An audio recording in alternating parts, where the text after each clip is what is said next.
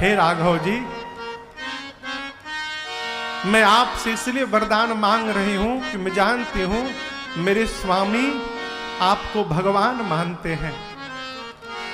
आप उनको भगवान मानते हैं, वो आपको भगवान मानते हैं।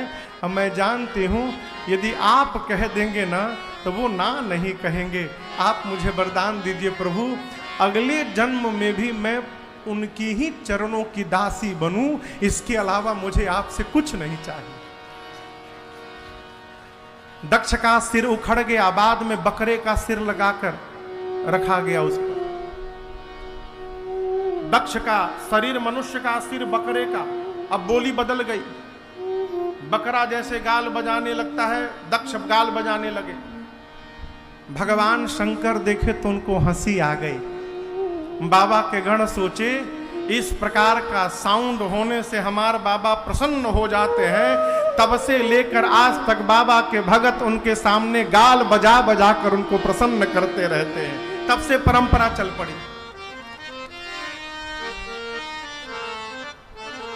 राम जी ने कहा, सती जी आपके पिताजी जीवित हो गए हैं, बकरे का सिर लग गया है उनको, अगले जन्म में भी उनकी ही बेटी बना दो। बोले भूल कर भी नहीं, दक्ष की बेटी हूं इसलिए शरीर छोड़ रही हूं, पत्थर की बेटी बनाइएगा स्वीकार है, लेकिन दक्ष की बेटी मत बनाइएगा।